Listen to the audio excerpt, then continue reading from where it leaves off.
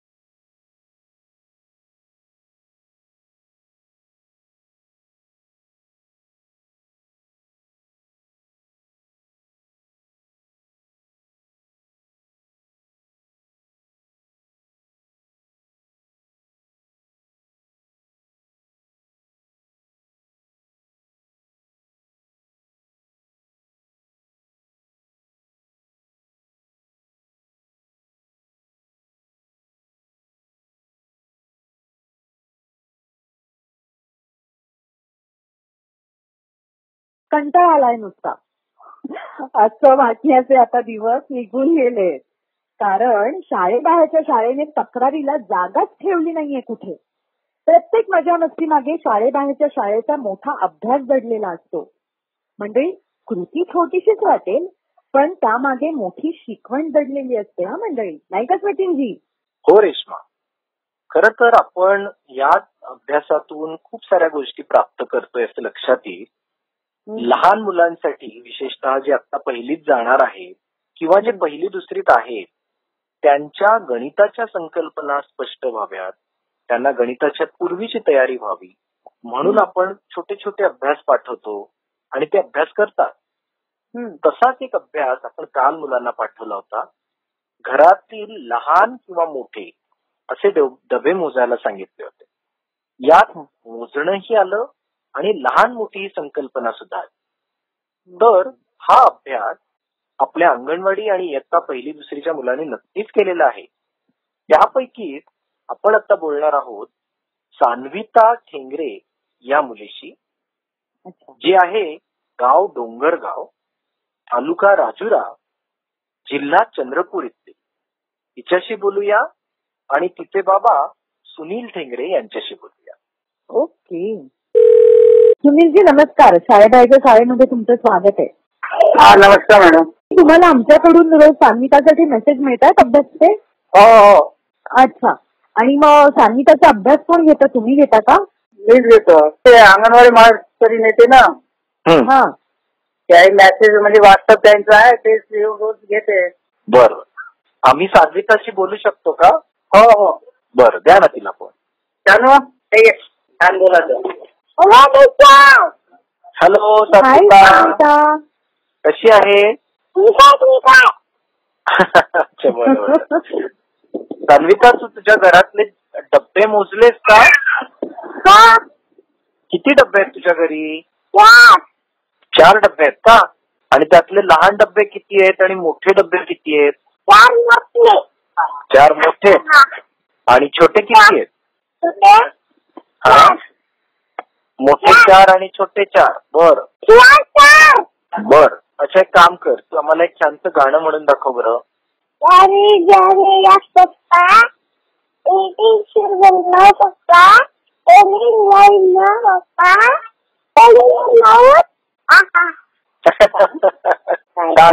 तू मजा कर, खेळ भरपूर. ओके, बरं, बाय बाय.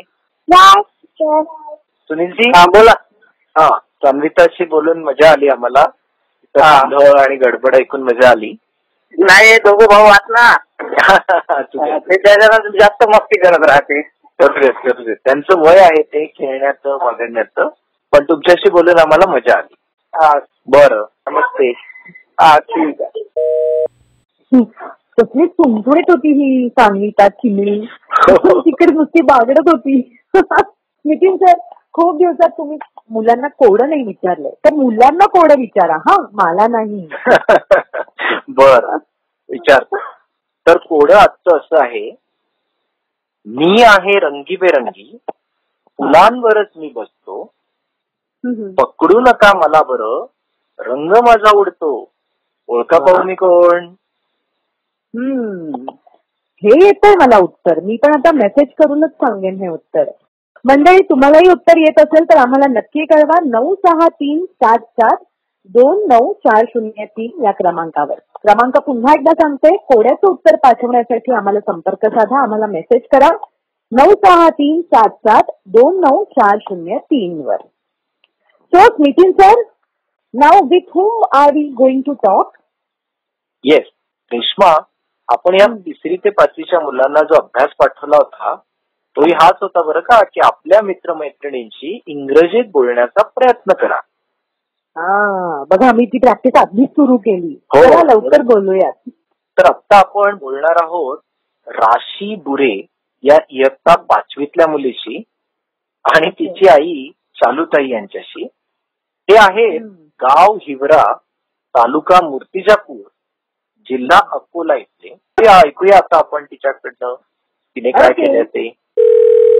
Hello hello. चालूताई, नमस्कार. शाळेबाहेरच्या शाळेमध्ये तुमचं स्वागत आहे. हा हा, नमस्कार. कशा आहात तुम्ही आणि कसा चाललाय राशीचा अभ्यास? चांगला चालू आहे, मस्त. रोज चालूताई, राशीचा अभ्यास कोण घेतं? मीच घेते सर. बर, तुम्ही काय काम करता? आम्ही शेतीमधलं काम करतो सर. अच्छा, कोणती शेती आहे तुमची? काय पिकवता? ही कापूस. हा, अच्छा. मग केव्हा वेळ काढता आणि कसं बोलता? राशीचा अभ्यास केव्हा घेता नेमकं? रात्रीचे 6 ते 10 वाजेपर्यंत. अच्छा, जेव्हा तुम्ही शेतातलं काम करून वगैरे घरी येतात तेव्हा का? हा, घरी आल्यानंतर. बरं. राशीच्या बाबतीत एक प्रश्न मला तुम्हाला विचारायचा आहे. बरं. राशीमध्ये असा कोणता गुण आहे जो तुम्हाला फार आवडतो? तिचं बोलणं खूप छान आहे सर. अच्छा, बरं. मित्र मैत्रिणीची पण चांगली होती. बरं, अच्छा. मग आम्ही बोलू का तिच्याशी? हो, बोला ना सर. Hi sir. हॅलो, राशी कशी आहे? नाही. अरे वा, कोणत्या वर्गामध्ये आहेस तू राशी? इयत्ता 5वी. अच्छा, and tell me about your school. What is the name of your school, Rashi? जिपवा प्राथमिक केंद्र शाळा हिवरा कोरडे. हा, तुझ्या गावाच्या बद्दल काय खास आहे? तुझं गाव काय विशेष काय तुझ्या गावामध्ये? माझे गाव खूप सुंदर आहे. अच्छा. मोठी नदी आहे. अरे वा, पाऊस पडतोय का आता? हो. बर, छान. मग आता आम्हाला सांग, तुला जो आम्ही अभ्यास पाठवला होता, तुझ्या मित्रमैत्रिणींशी इंग्रजीमध्ये संवाद साधण्याचा किंवा बोलण्याचा प्रयत्न कर. तर तू केलास का तो प्रयत्न? हो सर. कसं बोललीस इंग्रजीत? जरा आम्हाला पण बोलून दाखव ना. हाय, हाऊ आर यू? मग तिने म्हटलं I am fine. What is your name? तिने म्हटलं मग माय नेम इज कृष्णाली. इयत्ता 3री. प्रश्न 3रा, व्हॉट इज युअर हॉबी? मग ती काय म्हणाली? My hobby is writing. प्रश्न 4था, what is your favourite colours name? मग तिने म्हटलं my favourite colours name is red. अच्छा राशी, हा, तू सांग मला, what is your favourite colour? My favourite colour is red. अच्छा, हे तिचं सांगतेस का तुझं सांगतेस? माझं. तुझाही फेवरेट कलर रेड आहे का? हो. बर, ओके. मग पुढे काय म्हणालीस तू तिला? How nice to meet you. ती म्हणते व्हेरी नाईस. अरे वा, छान. तुला कसं वाटलं इंग्रजीमध्ये असं संवाद करून? छान वाटलं. मग तू आता थोडं थोडं इंग्रजीत सगळ्यांशी बोलणार का तुझ्या मित्रमैत्रिणींची नेहमी? हो. छान. Rashi, what is your favourite subject? इंग्रजी. Very good. छान. आम्हाला एखादी पोएम म्हणून दाखवतेस? Roti in the pan, roti in the pan, pop pop toss toss, roti in the pan, veggie in the pan, veggie in the pan, fried veggie in the pan. छान. काय अर्थ आहे बरं या कवितेचा? पोळी फुगली, पोळी फुगली. अच्छा, अच्छा. आणि मला सांग, तुला वाचायला आवडतं का? हो. तू काय काय वाचतेस? पुस्तक. कोणती पुस्तकं वाचतेस? पुस्तक म्हणजे तुझ्या शाळेतली पुस्तकच वाचतेस की आणखीन पण काही वाचतेस? गोष्टीचे पुस्तक. हा, कुठून आणतेस गोष्टीची पुस्तकं? तुला कुठून मिळतात? माझ्या घरी आहे. अच्छा, वा. कोण आणून देतं तुला गोष्टीची पुस्तकं? आई. अरे वा. मग तुझ्या आईलाही वाचायला आवडतं वाटतं? हो. मग तुम्ही दोघे मिळून वाचता? हो. शाबास. तुला 10चा पढा येतो का? बोल बरं. 10 एक 10, 10 दोन्ही 20, 10 त्रिक 30, 10 चूक 40, 10 पाची 50, 10 सक 60, 10 साठी 70, 10 आठी 80, 10 9 90, 10 10 100. छान. मला सांग, तुला कितपर्यंत पाढे येतात? 12. 12 पर्यंत येतात का? बर, वा, छान. Thank you sir. बर, तुला मजा आली का आमच्याशी बोलून? हो. मला शाळेबाहेरची शाळा कार्यक्रम ऐकायला खूप आवडते. सोबत ऐकताना आणि अभ्यास करताना खूप मजा येते. वा, थँक्यू. थँक्यू राशी. आणि आम्ही अभ्यास पाठवतोय तो करायला तुला आवडतो का? हो. बर, ओके देन. पुन्हा बोलूया आपण काही दिवसांनी. बाय. बाय. बाय. राशी नक्कीच हुशार आहे, पण तिचे बाबा सुद्धा तितकीच मेहनत घेत आहेत तिच्यासाठी. कारण शेती कामानंतर ते राशीचा अभ्यास घेत आहेत. म्हणजे स्वप्न जर उत्तुंग असतील तर त्यासाठी मेहनत सुद्धा तेवढीच असते. पण इच्छाशक्ती नक्कीच हवी स्वप्नपूर्तीसाठी, नाही का स्मितींजी? हो, नक्की. स्वप्न पाहायलाच पाहिजे रेश्मा. आणि ती नुसती पाहायला नाही पाहिजे, तर त्या स्वप्नांच्या पूर्तीसाठी आपण प्रयत्न सुद्धा केले पाहिजे. पण नुसती स्वप्न बघून होत नाही. तर त्यासाठी आपल्याला माहिती गोळा करायला पाहिजे. की समजा उदाहरणार्थ आपण आता मुलांना जो अभ्यास दिला होता की तुम्हाला मोठं होऊन काय व्हायचंय, शिकून काय व्हायचंय, त्याचा विचार करा आणि त्याबद्दल माहिती गोळा करा, असा आपण अभ्यास दिला होता.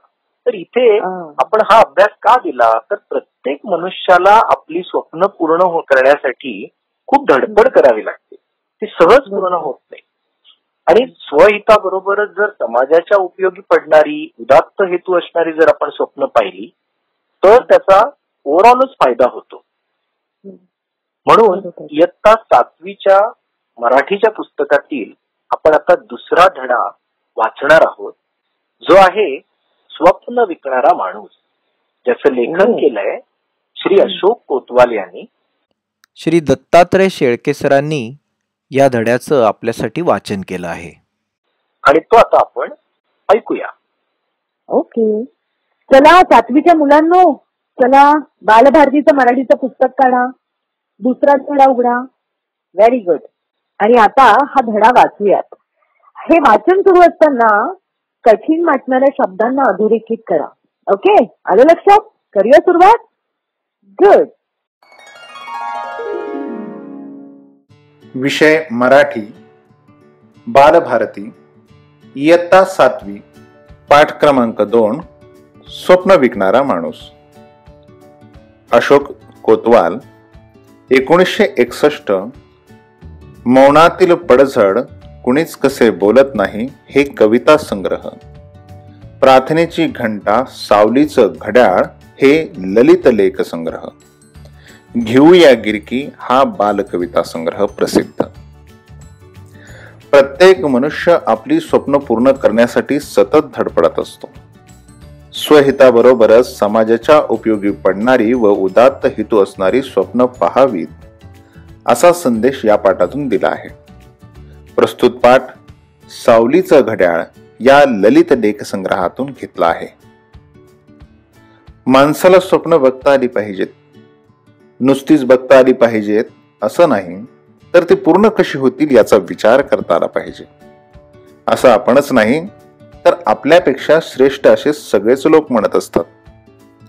आता स्वप्न ही निर्माण करावी लागतात, किती उत्पन्न होतात हे आपल्याला माहित नाही. स्वप्नाविषयी लोक काय काय बोलतात. कुणी कुणी तर स्वप्नांना भलतच तुच्छ लेखतात. भलती सलती स्वप्न पाहू नकोस असा सल्लाही देतात. माझं तर म्हणणं असं आहे, ज्याला स्वप्न बघता येत नाही तो माणूसच नाही. जे स्वप्न आपल्याला समृद्ध करतं ते बघण्यासाठी संवेदनशील मन असावं लागतं.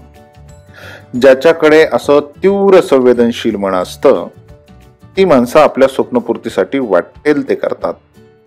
इतरांपासून आपल्याला वेगळं करतात. स्वतः काहीतरी आदर्श बनून ते वावरतात, नाहीतर इतरांना आदर्श बनवतात. पण अशा संवेदनशीलतेचा अभाव असणारी माणसं अधांतरीच तरंगत राहतात. ना इकडे ना धड तिकडे अशीच त्यांची अवस्था असते. लोक तिलाच स्वप्नाळू वृत्ती म्हणत असावेत. बिना ध्यासनी बिना धडपडीशिवाय असलेली ही स्वप्नाळू वृत्ती तशी घातकच नाही का?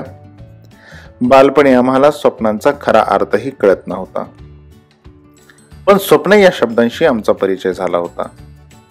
रात्री झोपलो म्हणजे आपल्याला झोपेत जे दिसतं ते स्वप्न असतं आणि त्यात काही खरं नसतं असं आम्हाला माहीत झालं होतं. आमच्या लहानपणी कोणा एका गावाकडून एक स्वप्न विकणारा माणूस घोड्यावर बसून आमच्या गावाकडे यायचा. त्याच्या घोड्याचा टबडक टबडक आवाज आला की आम्ही आवाजाच्या दिशेने धावत जायचो. आमचं आकर्षण घोडा बघणं हे असायचं, पण घोड्यासोबत मिशीतल्या मिशीत हसणाऱ्या त्या माणसालाही बघणं व्हायचं. तलम रेशमी धोतर, त्यावर तसाच जरीचा सैलसर कुर्ता, डोक्याला लाल पांढरा फेटा, डोळ्यावर चष्मा, पायात चांबडी बूट, गव्हाळ रंगाचा झुपकेदार मिशा असलेला हा माणूस होताही तसाच धिप्पाड. या स्वप्न विकणाऱ्या माणसाची आम्हाला गंमत वाटायची, शिवाय कुतूहल पण. त्यानं घोड्याच्या पाठीवर ठेवलेल्या मखमली कापडातल्या गाठोड्याकडे आम्ही कुतूहलानं बघायचो. हा माणूस आमच्या गावाच्या पिंपळाच्या पारावर थांबायचा. पाराला असलेल्या लोखंडी कडीला आपला घोडा बांधायचा. घोड्याच्या पाठीवर आणलेलं मखमली कापडातलं गाठोडं जवळ घेऊन चांबडी पिशवीतलं पाणी घटाघटा प्यायचा आणि मग ऐटीत झाडाच्या पारावर बसायचा. तेव्हा त्याच्या भोवती माणसांचा गराडा पडे. त्यानं आजवर घोड्यावरून खूप प्रवास केला होता. कित्येक प्रदेश पाहिले होते, कित्येक डोंगरदऱ्या तुडवल्या होत्या. भिन्न स्वभावांची आणि भिन्न संस्कृतीची माणसं पाहिली होती. त्यामुळे त्याच्याकडे बोलण्यासारखं खूप काही असायचं.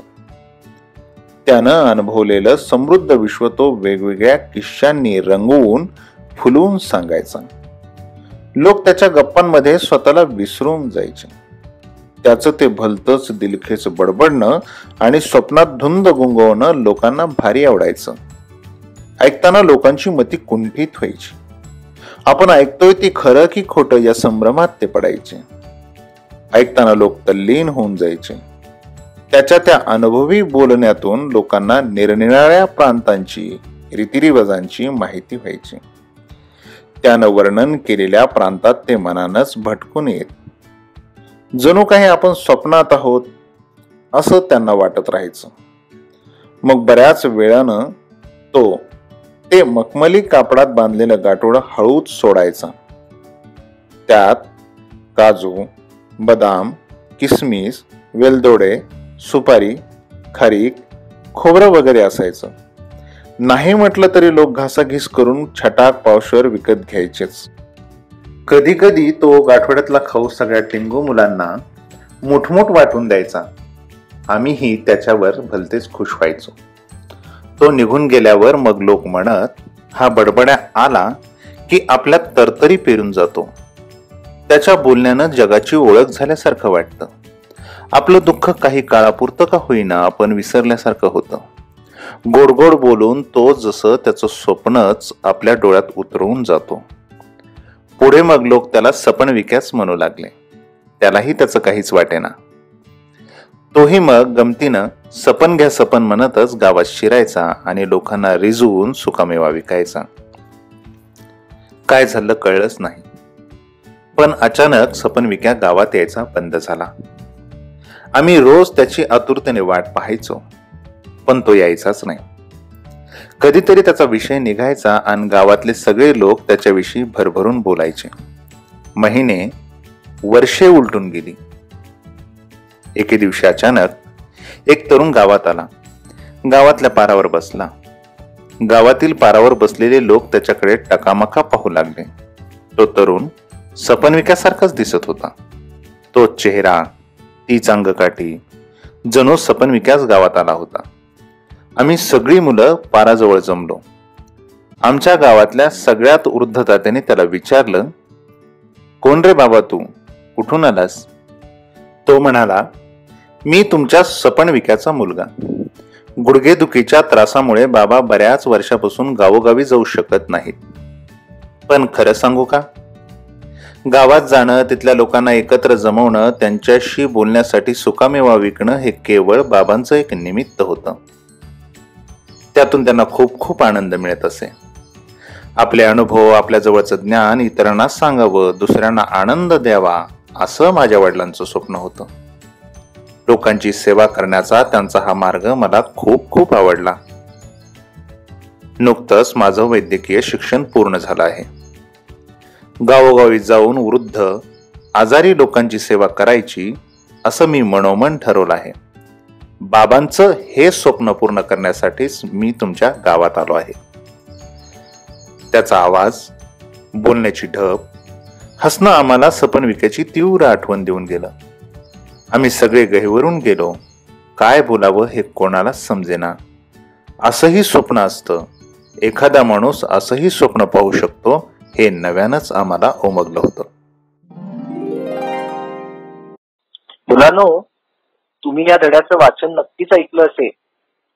आता मी तुम्हाला एक अभ्यास सांगणार आहे जो या धड्याच्या आधारावर आहे. समजा हा स्वप्न विकणारा माणूस तुम्हाला भेटलाय आणि तुम्ही त्याच्याशी बोलताय. तर असं विचार करून तो संवाद तुम्ही लिहा. अरे आम्हालाही पाठवा आणि तुमच्या शाळेतल्या शिक्षकांनाही पाठवा.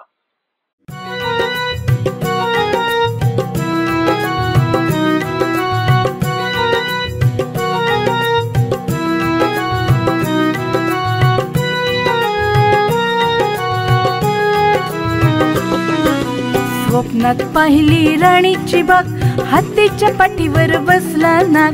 स्वप्नात पाहिली राणीची बाग, हत्तीच्या पाठीवर बसला नाग. हरणांच्या बरोबर खेळत पत्ते, बसले होते दोन चित्ते. हरणांच्या बरोबर खेळत पत्ते, बसले होते दोन चित्ते. माकड होते सांगत पुराण, उंट होता वाचित कुराण. माकड होते सांगित पुराण, उंट होता वाचित कुराण. सिंह होता व्याख्यान देत, गाढव होते उतरवून घेत. जिराफ होता गात छान, माने इतके लांब कान.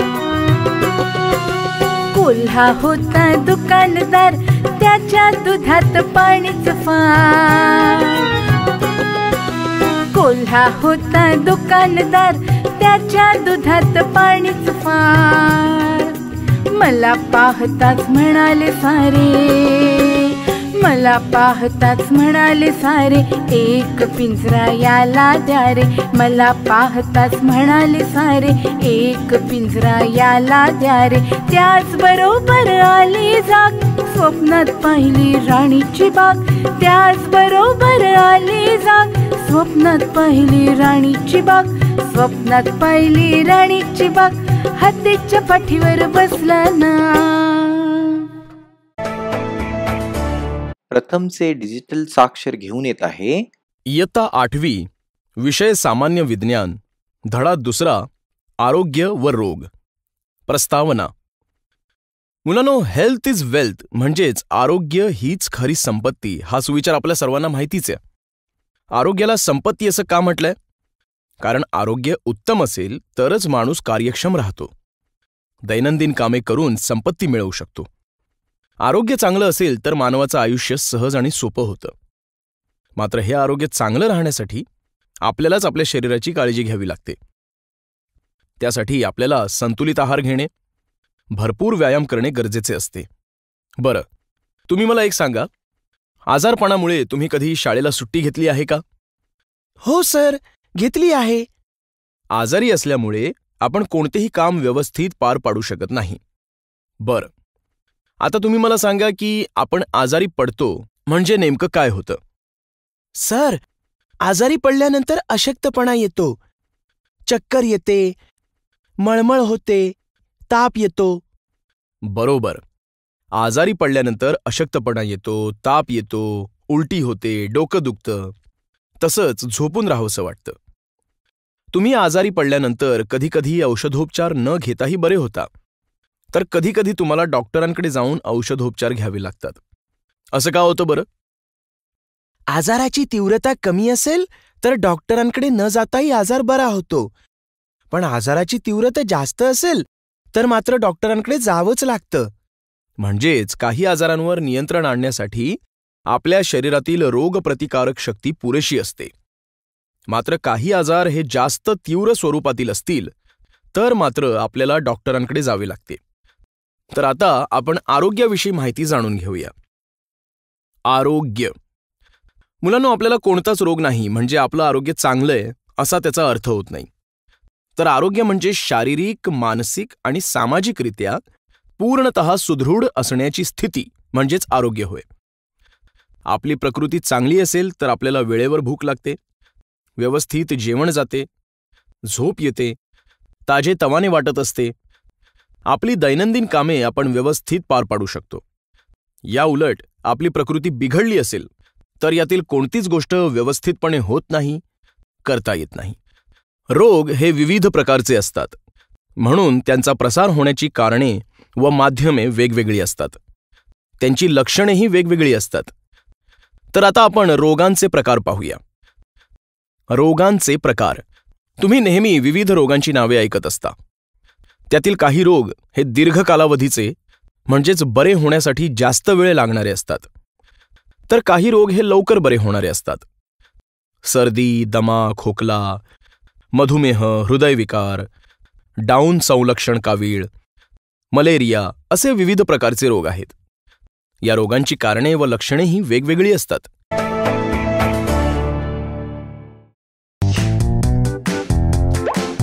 आधी आपले हात धुवा. आधी आपले हात धुवा. मंडळी, नवा सूर्य नवी किरण घेऊन येतो तेव्हा नवी स्वप्न नव्या ध्येयाकडे झेप घेतात. मुलांनो, तुमचीही काही स्वप्न असतील, त्या स्वप्नांची बियाणं आत्ताच पेरायला घ्या. म्हणजे भविष्यात काय बनायचंय हे आत्ताच ठरवा. आणि पालक हो, मुलांच्या त्या स्वप्नांना आवश्यक पोषक वातावरण देण्याचा प्रयत्न तर नक्कीच करा. मग बघा, आपली ही मुलं कशी गरुड भरारी घेऊन सप्तरंगी दुनिया गाजवतील. त्या स्वप्नांसाठी मुलांनो, शाळेबाहेरच्या शाळेच्या तुम्हाला आत्ताच मनपूर्वक शुभेच्छा. भेटूया पुढल्या भागात. सायोनारा. Bye bye.